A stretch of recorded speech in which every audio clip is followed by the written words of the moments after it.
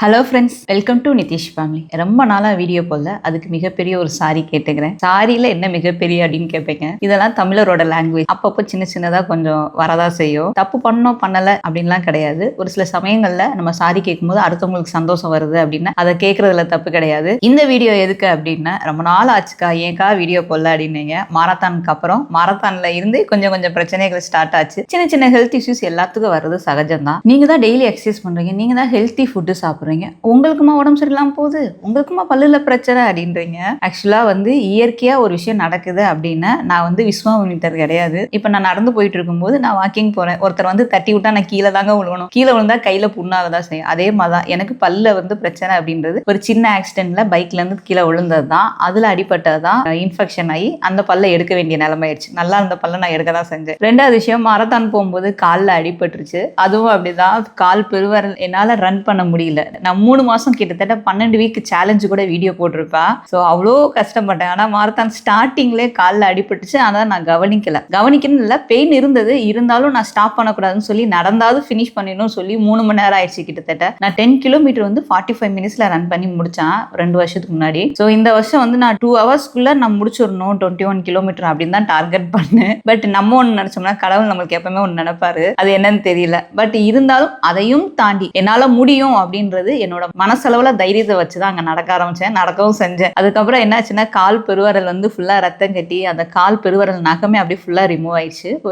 ஒரு சின்ன சின்ன பிரச்சனைகள் தான். பட் இருந்தாலும் அதை நம்ம சால்வ் பண்றதுக்கு கொஞ்சம் லேட் ஆகும். அதுக்கு எனக்கு கொஞ்சம் டைம் ஆயிடுச்சு. Same zoom live work out section அங்கேயும் போயிட்டு இருக்கும்போது அங்கேயும் ஒர்க் இருந்ததுனால என்னால வீடியோ கண்டினியூவா போட முடியல. அதுதான் மெயின் ரீசன். என்னடா இவ்வளவு பிரச்சனை வருமா அப்படின்னா, அப்படிதாங்க, பிரச்சனை தாங்க வாழ்க்கையும். ஆனா அந்த பிரச்சனையை சமாளிக்கிற தைரியம் வரணும். அதே மாதிரிதான் நம்ம டயட்டும் எக்ஸசைஸும் பண்ணணும்னு ஆரம்பிப்போம். 3 மாசம் 10 நாளுக்குள்ள நான் 2 கிலோ குறைச்சிடணும் அப்படின்னு நம்ம எதிர்பார்ப்போம். இன்னைக்கு ஃபுல்லா நான் ஜூஸ் மட்டும் குடிச்சு நான் கரெக்டா டயட்டை ஃபாலோ பண்ணிடுவேன் அப்படின்னு நினைப்பீங்க. ஆனா அன்னைக்குன்னு பார்த்துதான் நம்மளுக்கு கோல்டு ஆரம்பிக்கும், ஃபீவர் வந்துடும், இல்ல யாராவது வீட்டுக்கு வந்துடுவாங்க. எதெல்லாம் சாப்பிடக்கூடாதுன்னு நினைப்போமோ அன்னைக்கு எல்லாம் சாப்பிட ஆரம்பிச்சிடும். நம்ம நினைக்கிறது ஒண்ணு இருக்கும், ஆனா நடக்கிறது ஒண்ணா இருக்கும். பட் என்னதான் இருந்தாலும் நம்மளோட விடாமுயற்சியும் தைரியமும் நம்மளுக்குள்ள இருக்க ஒரு தன்னம்பிக்கை, செல்ஃப் கான்ஃபிடன்ஸ், செல்ஃப் மோட்டிவேஷன், இதெல்லாம் இருந்தாதான் நம்ம டயட் அண்ட் எக்ஸசைஸை கண்டினியூவா ஃபாலோ பண்ண முடியும். வெயிட் லாஸும் பார்க்க முடியும். அதிகமா என்கிட்ட கொஸ்டின் கேட்டது, இப்போ நம்ம டிராவல் பண்றோம்க்கா, ஒரு 4-5 டேஸ் ஒரு ஃபங்க்ஷன் போறோம், டிராவல் பண்றோம், என்ஜாய் பண்ற டயத்துல நம்ம டயட் எக்ஸசைஸை ஃபாலோ பண்ண முடியாது.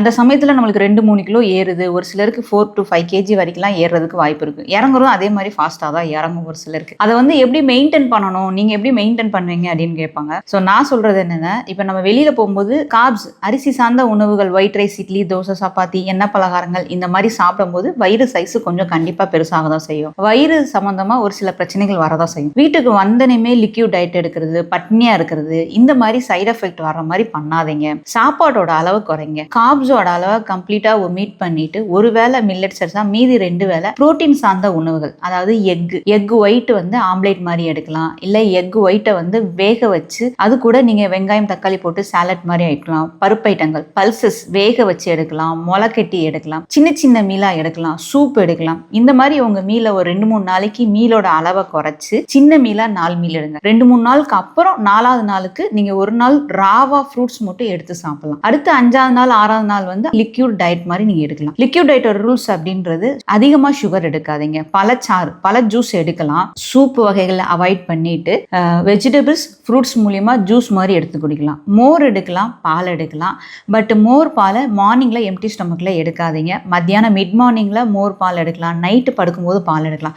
பால் எப்படி எடுக்கலாம் அப்படின்னா, வெயிட் லாஸை பொறுத்த வரைக்கும் 1/2 டீஸ்பூனுக்கு நாட்டு சக்கரை போட்டுக்கலாம். எப்பயுமே மஞ்சள், சுக்கு போட்டு பால் காய்ச்சி குடிங்க. அது உங்களுக்கு கேஸ்ட்ரிக் ஃபார்ம் ஆகாது, வெயிட் லாஸ்க்கு ரொம்ப உதவும். மோர் அப்படின்றது 100 கிராம் தயிர்னு 3/4 லிட்டர் தண்ணி கலந்து மோரா எடுத்து குடிக்கலாம். அதுல புதினா, கொத்தமல்லி, அந்த மாதிரி மார்னிங் எந்திரிச்சனையுமே கிரீன் ஜூஸ் கண்டிப்பா எடுங்க. உங்களுக்கு டீடாக்ஸ் வேணும், உங்க குடல் கழிவுகளை வெளியேற்றுறதுக்கும் ரொம்ப ஹெல்ப்ஃபுல்லா இருக்கும். ஒரு ஹெல்த்தி, ஒரு ஆரோக்கியமான வழியை கண்டுபிடிக்கிறீங்க அப்படின்னா அதை விடாம கண்டினியூவா ஃபாலோ பண்ணுங்க. அதுதான் ரொம்ப முக்கியம். ஸோ டயட் அண்ட் எக்ஸசைஸை பொறுத்த வரைக்கும் ஒரு 5 ரூல்ஸ் அப்படின்றத எப்பவுமே வச்சுக்கோங்க.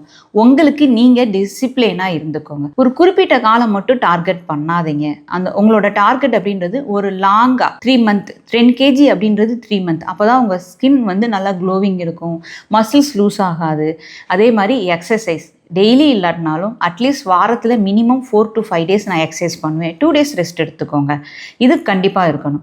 உங்களோட எக்ஸசைஸில் ஒரு குறிப்பிட்ட பாட்டுக்கு மட்டும் நான் எக்ஸசைஸ் பண்ணுவேன் அப்படின்ற மைண்ட் செட்டை கொண்டு வராதிங்க. எப்பவுமே full body workout, component எக்ஸசைஸ்க்கு மதிப்பு கொடுங்க. ஸ்ட்ரென்த் ட்ரைனிங் எக்ஸசைஸ் பண்ணலாம், கண்டிப்பாக வாரத்தில் 3 நாள் 4 நாள் பண்ணலாம். ஆனால் அதுக்காக நான் 15 கிலோ 20 கிலோ 30 கிலோ தூக்கி எக்ஸசைஸ் பண்ணுவேன் அப்படின்றதுல 4 கிலோ 2 கிலோ 1 கிலோ தூக்கி நீங்கள் உங்கள் மசில்ஸை ஸ்ட்ரென்தன் பண்ணுறதுக்கும் சரி, உங்கள் கோர் மசில்ஸை ஸ்ட்ரென்தன் பண்ணுறதுக்கும் சரி, வெயிட் லாஸ் ஃபாஸ்ட்டாக இருக்கணும், அதே நேரத்தில் நான் அசிங்கமாகவும் தெரியக்கூடாது அப்படின்னு ஸ்ட்ரென்த் ட்ரைனிங் ரொம்ப முக்கியம் தான். ஆனால் அதை நீங்கள் தம்பிள்ஸ் வச்சு உங்களோட ரிசல்ட்டு கொண்டு வரலாங்க. டயட் மெயினாக ரொம்ப சிம்பிளாக சொன்னோம்னா, டயட் அப்படின்னாலே ஒரு டயட் சார்ட் எடுத்து கையில் கொடுத்துடணும் அப்படின்னு நினைக்கிறீங்க. ஆனால் கேட்குறீங்க டயட் சார்ட், ஆனால் யாரும் ஒழுங்காக ஃபாலோ பண்ண மாட்டேங்கிறீங்க. நீங்கள் டயட் சார்ட்டை மினிமம் 4 வீக்காவது ஃபாலோ பண்ணணும். வீக்லி ஒன்ஸ் சீட் மீல் எடுத்தீங்கன்னா உங்களுக்கு வெயிட் லாஸ் இருக்காது. டயட் ஃபாலோ பண்ணுறது வேஸ்ட்டு தாங்க. அப்படியே வெயிட் ஸ்டஃபனாக தான் நிற்கும். ஹார்ட் ஒர்க் கண்டிப்பாக கொடுத்து தான் ஆகணும். லேடிஸ் அப்படின்ற போது ஹார்ட் ஒர்க்குக்கு நிறைய மோட்டிவேஷன் நீங்கள் வெளியிலேருந்து தேடுவீங்க. ஃபஸ்ட்டு உங்களுக்குள்ள மோட்டிவேஷனை செட் பண்ணிக்கோங்க. வெளியிலேருந்து மோட்டிவேஷன் அப்படின்றது நம்ம கிளாஸ் வர்றதுனாலையோ இல்லை அடுத்தவங்க கூட டயட் செக்ஷன் கம்பேர் பண்ணி போகும்போது உங்களுக்கு மோட்டிவேஷன் நிறையா கிடைக்கும். என்னோட ஜூம் கிளாஸில் கூட அதிகமாக சில சமயங்கள் கொடுக்குற டயட் சார்ட்டை ஃபாலோ பண்ணிகிட்டே இருப்பாங்க. திடீர்னு ஒரு மெசேஜ் போடுவாங்க, அக்கா எனக்கு ஒரு மாதிரி டல்லாக இருக்குக்கா, அழுகையாக வருதுக்கா, என்னால் பண்ணிட முடியுமா அப்படின்னு கேட்பாங்க. நான் ஃபஸ்ட்டு அவங்களுக்கு சொல்கிற ஒரு விஷயம் என்ன சொல்வேன்னா, உங்கள் மேலே உங்களுக்கு நம்பிக்கை வைங்க. மனுஷனாக பிறந்த யாருமே நம்ம தப்பு பண்ண மாட்டோம். ஒரு சில சமயங்களில் நம்ம தப்பு பண்ண தான் செய்வோம். தப்பு பண்ணிட்டாலும் அதை சரி பண்ண வழி தெரியணும். அதை வழியை தெரிஞ்சுக்கோங்க. அடுத்த தடவை அந்த தப்பை நான் பண்ண மாட்டேன். அதுதான் உங்களுக்கு நான் சொல்கிற விஷயம். ஸோ ஒரு ஃபுட்டு எடுக்கணும். இப்போ முட்டையை உதாரணத்துக்கு வச்சுக்கோங்களேன். முட்டையோட வெள்ளைக்கரு புரோட்டீன் ஜாஸ்தி. அதை எப்படிலாம் எடுக்கலாம் வெயிட் லாஸில்? வேக வச்சு எடுக்கும் போது கலோரி கம்மி. ஆனால் எனக்கு வேக வச்சு எடுத்தால் எனக்கு செரிமானம் இருக்காது, ஒரு மாதிரி எது கழிச்சு ஒரு மாதிரியாகவே இருக்கும். அப்போது வேக வச்ச முட்டையை பொடிசாக கட் பண்ணி அது கூட நிறையா காய்கறிகள் சேர்த்து சாலட் மாதிரி எடுக்கலாம். குவான்டிட்டி நிறையா இருக்கும், பசியும் அடங்கிடும். ஆம்லேட்டாக எடுக்கும்போது எண்ணெய் சேர்க்காமல் எடுக்கணும். இதெல்லாம் சின்ன சின்ன டிக்கு தாங்க. ஸோ ஆம்லேட்டில் நிறையா வெங்காயம் குடமிளகா சேர்க்கும் போது அங்கே ஃபைபர் அதிகமாக இருக்கும், செரிமானமும் ஈஸியாக இருக்கும். புரோட்டீன் சார்ந்த உணவுகள் சாப்பிடும்போது ஒரு சிலருக்கு செரிமானம் லேட் ஆகும். ஃபைபர் அதிகமாக சேர்த்தீங்க அப்படின்னா செரிமானம் ரொம்ப ஈஸியாக இருக்கும். உங்களுக்கு வெயிட் லாஸும் நல்லாயிருக்கும், வயிறும் ஃபில்லிங்காக இருக்கும். ஸோ வெயிட் லாஸில் ஒரு செக்ஷன் அவங்க அட்டன் பண்ணுறாங்க அப்படின்னா நிறையா பிரச்சனையோட தான் கிளாஸ்க்கும் வருவாங்க.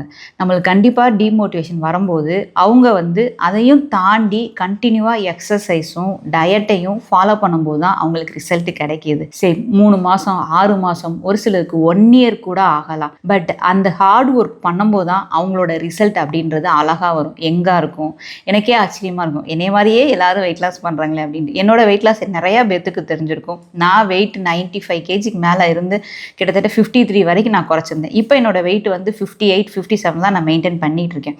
பட் அதே மாதிரி வெயிட் லாஸ் பண்ணுறவங்களோட எனக்கு டார்கெட் என்ன அப்படின்னு, என்கிட்ட வெயிட் லாஸ்க்கு வரவங்க யூடியூப்னாலும் சரி கிளாஸ் வரவங்கனாலும் சரி, நான் சொல்கிற பெஸ்ட் அட்வைஸ் ஹெல்த்தியாக ஃபுட்டு சாப்பிடணும், மைண்டை எப்பவுமே பாசிட்டிவாக வச்சுக்கணும், டெய்லி எக்ஸசைஸ் பண்ணணும். அதை ஃபாலோ பண்ணாதான் நான் சைடில் ஃபோட்டோ போடுறேன். அவங்களோட வெயிட் லாஸ்னாலும் சரி, அதே நேரத்தில் அவங்களோட பாடி ஸ்ட்ரக்சர் மாறுறதும் சரி, அவங்களோட ஸ்கின்னோட க்ளோவிங் வர்றதும் சரி, ஃபேஸ் எங்கா தெரிகிறது, இதெல்லாம் ஒரு நாள் 2 நாளாக வராதுங்க. இப்போ இருக்க ஜென்ரேஷனுக்கு எல்லாருமே திங்க் பண்ணுறது என்னென்னா, சீக்கிரமாக ரிசல்ட் கிடச்சணும்னு எதிர்பார்க்குறீங்க. சீக்கிரம் ரிசல்ட் கிடைக்காது.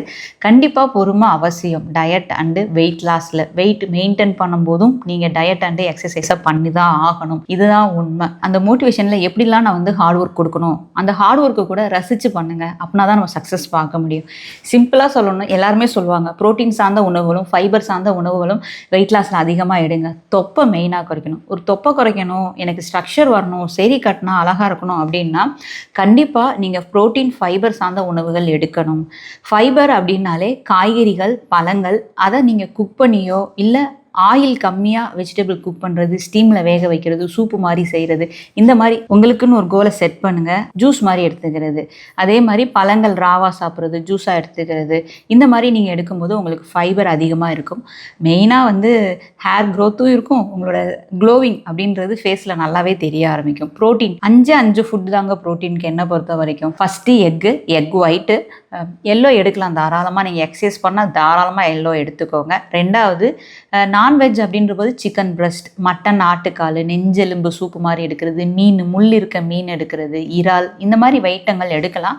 ஆனால் நம்ம தப்பு பண்ணுற விஷயம் என்னென்னா, கொஞ்சமாக நான்வெஜ் நிறையா சாதம் எடுப்பீங்க. அப்படி எடுக்காதீங்க. ஆயில் கம்மியாக ஊற்றி நல்லெண்ணெய் ஊற்றி நிறையா நான்வெஜ் எடுத்துக்கலாம். நீங்கள் அன்றைக்கி எடுக்கும்போது அது கூட காய்கறிகள் ஃபைபர் சேர்த்துக்கோங்க. அப்படி எடுக்க முடியல அப்படின்னா தயிர் ரைத்தா மாதிரி கூட எடுத்துக்கலாம். அது உங்களுக்கு செரிமானத்துக்கு ரொம்ப ஈஸியாக இருக்கும். தயிரில் வெள்ளரிக்காய், குடமிளகா, வெங்காயம் இந்த மாதிரி ராவா போட்டு கேரட் திருகி போட்டு அது நல்ல ஒரு பவுல் எடுத்தீங்கன்னா நான்வெஜ் ஒரு பவுல் எடுத்துக்கோங்க. இந்த நான்வெஜ்லாம் சாப்பிட முடியாது என்னைய மாதிரி இருக்க அதிகமா அப்படின்னு நான் சொல்றது என்ன சொல்றேன்னா பல்சஸை 2 விதமா எடுக்கலாம். ஒன்று வேக வச்சு எடுக்கலாம். வேக வச்சு எடுத்தா 50லேருந்து 50 கிராம் எடுங்க, அங்கே காப்ஸ் அதிகமாயிரும். அதை சாலட் மாதிரி எடுத்துக்கோங்க. இல்லை அப்படின்னா நான் கொஞ்சம் நிறைய சாப்பிடணுங்க, எனக்கு பசி அடங்காது மார்னிங்ல ஈவினிங்ல அப்படின்னா கூட sprout best one. Ladies daily 2 sprout எடுக்கலாங்க. உங்க ஹேருக்கு, உங்களோட ஃபேஸ் எங்கா இருக்கணும், பெண் குழந்தைங்க சரங்காயிட்டாங்க அப்படின்னா அவங்களுக்கு டெய்லி கொடுக்கணும் அப்படின்னா 2 ஃபுட், கருப்பு உளுந்தும் பச்சை பயிறு, இந்த 2யுமே முளை கட்டி எப்பயுமே வச்சுக்கோங்க. வாரத்தில் ஒரு நாள் முளை கட்டினா போதும். 100 கிராம் பயிர் எடுத்து முளை கட்டினா போதும்.